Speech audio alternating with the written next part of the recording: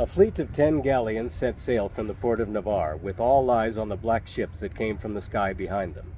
Several hundred of the aristocracy, only the wealthiest and most influential, and the select few scientists necessary to man the ships and guide them to safety, and the fewest men-at-arms possible to make room for more of the noble class, all breathed sighs of relief as the black fleet descended upon their capital city.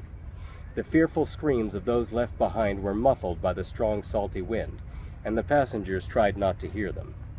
Most turned their eyes to the waves bursting upon their prows in shattering spray, the women pulling their coats tighter about them and squinting into the wind. Captains and men of science shouted at each other in panic, and all lowered their voices at the same time when they remembered that they could be heard. Again, the passengers pretended not to hear. It just wasn't becoming to show fear. If they survived this voyage, any tears or trembling would be remembered later, to the great shame of entire families. Even in the face of doom, Lord Vanity ruled them all. In a few moments, the only sounds were the creaking of the rigging and the crash of the waves. Many shut their eyes to pray silently. Then the humming of the engines began. Those ancient engines which the priesthood had tended for hundreds of years without really knowing why, since their last fabled flight. The flight no one really believed in anymore, not until the sky darkened and the ships they had forgotten to fear appeared amongst the clouds.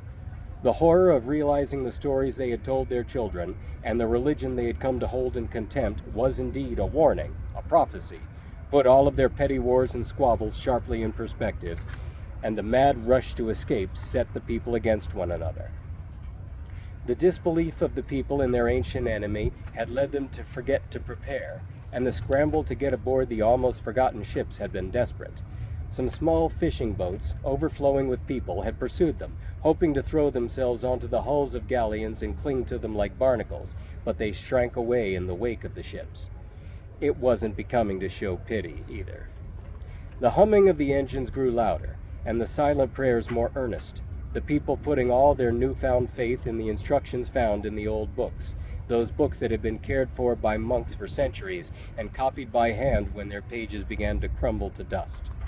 The hum grew to a deafening rumble, making the noble men of Navarre tighten their arms about the shoulders of their women, and their fingers on the shoulders of their eldest. Still, not one made more of a face than a creasing of the forehead.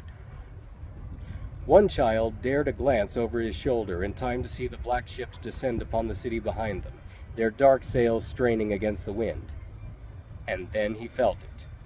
There came a collective gasp as the ships and the people upon them began to shrink. Nausea, different from the feeling of the sea to the people not used to it, assailed them all. They were gripped with a feeling of insignificance, as if for all their fine costumes and jewelry, they were but chaff blown along by the wind. There was an unnerving familiarity about it. The galleons were now battered more violently by the sea, and the men steering fought desperately against the waves. Gracias, voy a bajar en un momento, gracias. My lunch is ready. The galleons were now battered more violently by the sea, and the men steering fought desperately against the waves. The people screamed as they slid to and fro across the deck, or were hurled into the walls below. Water exploded over the gunwales, and flung the unready over the tide. The waves grew colossal, dragging the tiny ships up with a ghastly momentum and threatening to dash them to splinters against one another. The captains of the ships struggled to stay together, following the advice of the holy books. The boy who looked over his shoulder now watched a scrap of seaweed grow sickeningly huge as it rushed their way, and he ducked as it almost crashed into them, then stared as it passed harmless over their masts. Plankton now devoured the ship beside his, and the few who saw it screamed in horror. Then, suddenly, there were spheres of a greenish blue all around them, bobbing and colliding with one another, spheres that swelled up into planets beside them, until the remaining ships were absorbed by one. Their prows pierced the surface, and they entered a strange darkness. Far below them, there was a pinpoint of light. Rallying themselves, they steered for it, and it grew. The scientists once more consulted their notes in a panic, for all their fates hinged upon their next move. Small particles appeared, slowly orbiting the tiny lights at distances so vast they boggled the minds of the people watching at the rails. There were not many, But as they grew, it could be seen that some bristled with flashes of lightning. Those were the ones to steer for. Shouting across the darkness at one another, the men in command of the ships agreed on the third particle away from the nucleus. It seemed the safest. They drifted toward it in fear of colliding, but it grew so sickeningly fast that the surface of it became a glowing haze, surrounding a surface deeper inside. They plunged through the layer of clouds into a wide-open sky, still so large that the planet's gravity had yet to affect them. It was a surreal and breathtaking experience for all at the portals in gunwales, until they became so small that they began to plummet toward the ground. They screamed again, but the engine saved them. Slow from thousands of years of disuse, the machines had taken a moment to act, but they slowed their descent with howls that awoke every living thing on the surface of the planet. Some of the men commanding those ships remembered to pull this lever and push that button in time to stop shrinking, but others did not.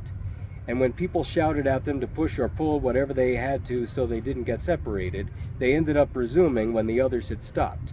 The fear of some being lost in a sea of molecules that became an infinity of universes had finally caught up with them and overcome their wonder. They had to stick together. Wherever they ended up, at least there would be enough of them to be Navarre. The remaining ships started and stopped, shouting curses at one another, frustrated at not being the same size. Having some be giants and other be germs, that simply would not do. When they were finally all the same size, more or less, they had time to notice the creatures all around them had come to peer curiously. Any one of those things could make a meal of them as soon as it got up the nerve. As one, the people of the galleons agreed to keep going. Levers were pulled and button pressed, and the hum began again. A few of their new neighbors grew bolder, edging forward to sniff at them, and the people screamed again. Those creatures began to grow once more, as did the blades of grass beneath them, until insects attacked them, insects too small to have seen them arrive, and of too small a mind to be interested. The warriors aboard the galleons remembered that they had cannons, and that they had been primed in advance. They ran to fire them before they grew so small that their shots would have no effect. One ship was snatched by some winged thing, shaken to and fro like a rat is shaken by a dog, and the others had no time to weep for them. Cannons thundered and blew apart nightmarish armored things whose twitching antennae made frantic movement much more expressive than the shiny black domes that passed for their eyes. Then the cannonballs bounced harmlessly off of hairy stalks that must have been legs. The screams began anew. It was impossible to fend off the monsters before they shrank away enough to be invisible, but somehow they did. And then there were germs to be afraid of. Anticipating the threat, the sailors began to fire upon anything that moved without mercy, obliterating anything in what would soon be their path. Specks of dust became worlds before them, and they all agreed that there was no way whoever pursued them can find them now. Out of all the molecules of water in the sea, out of all the solar systems they are in, and out of all the planets to choose from, there was little chance they'd arrive on this one. And then to land here, in this spot, on this mote of dust, and choose the speck of dust upon this one, when it, in turn, became a world of its own, there was no chance at all.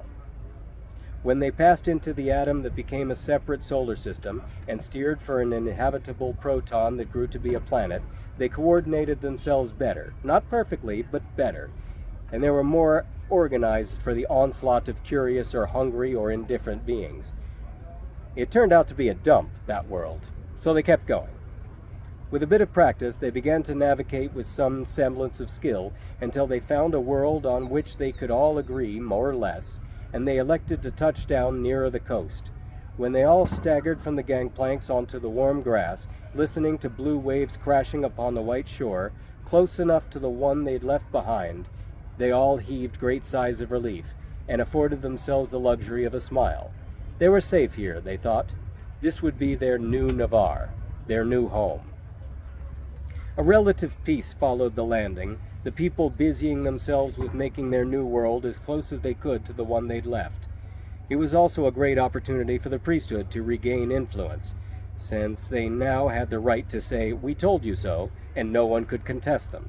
In one fell swoop, they went from waning popularity to in an increasingly secular society to a theocracy. Since, apparently, this had happened before, their ancestors had left them complete instructions for asserting authority. That was what filled the rest of the holy books. That, and some complicated rituals, designs for elaborate costumes, and spooky language to impress their flock. The people of Navarre ate it up. Thus began the Reformation, where the citizens submitted once again to the worship of the old gods who'd guided them to safety, without whom they would have surely perished in the invasion. There was no mention of who their enemies were, or what ancient grudge had prompted the attack. Just that it was death, the wages of their sin, come to pass on holy judgment upon them for not obeying the gods. In time, there was the inevitable bickering, and factions split and left to form other cities and countries, changing their forms of government to suit themselves. They came to know and mingle with the tribes of savage natives and adapt. But what pleased them more than anything was the need to strengthen their numbers. There were only several thousand of them, and there was much rejoicing in what was supposed to be a temporary sexual revolution, one that got out of hand. This ushered in an age of decadence, wherein people took strange bedfellows. From this sprang new races of beastmen who, as the years wore on, became refined enough to enter society. The world became a rather strange place. And unto this came Flynn Rathbone,